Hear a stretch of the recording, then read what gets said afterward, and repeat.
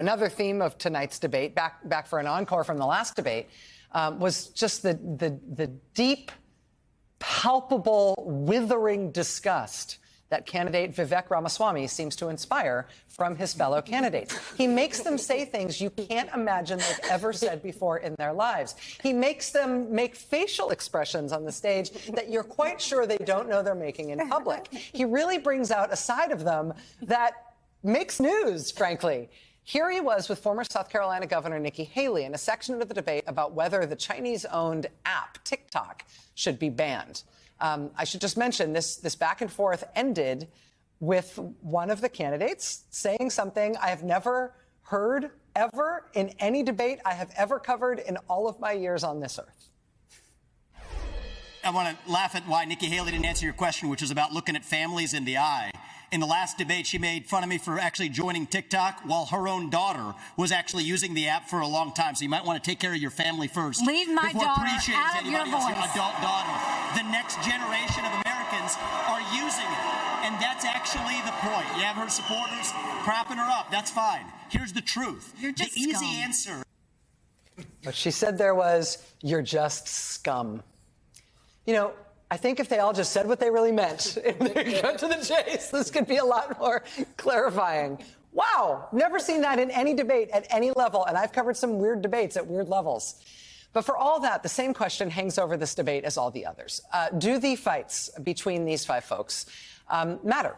Is this a real part of the Republican Party reckoning with who their nominee is going to be for president next year, when, in fact, the former president, Donald Trump, is running 40-plus, in some cases 50 points ahead of all of them in the polls?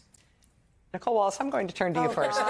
Because you are, I feel like you are more reserved than usual on this issue. Watching this debate, I feel like you are more contained, less voluble than I usually see you. Do I have to answer? You don't have to be truthful. Sentence? Okay, so I'm not going to say what I really think, but I'll answer your last question. They don't matter. They don't matter. I mean, this. I said to Ari when I sat down, the most exciting part of these for me is seeing who's there, because I have no idea who's running second to 10th. So, like, for me, it's exciting to see who's running second, third, fourth, fifth. I had no idea who was going to be there, because it doesn't matter to the Republican primary voter, right? Take us out of it. Nikki Haley called the other guy scum, okay.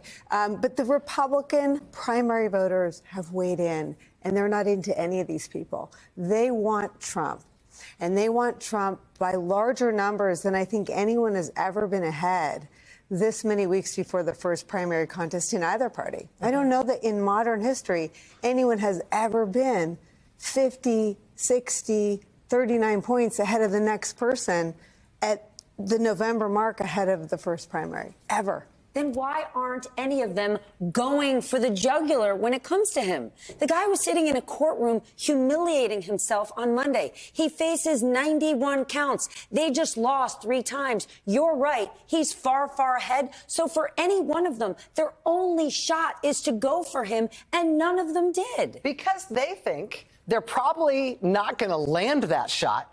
And their future in Republican politics is with this polity, with this group of voters that only likes that guy. And if they're seen as being against that guy, then they're toast. Then right? Why did we waste 20 minutes having this substantive conversation about foreign policy where some of them actually made cogent arguments? And we're all forgetting the fact when it comes to foreign policy, at best, Donald Trump cozies up to Vladimir Putin, writes love letters to Kim Jong-un, and most recently said Hezbollah is really darn smart.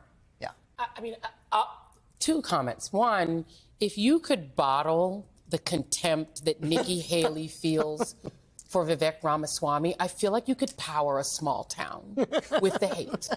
She hates that guy. She hates him. Yeah. Oh my God. Yeah. It's you can feel it through the screen. So that's one thing I would say. And I think they all don't like him, but she really don't like him. Yeah.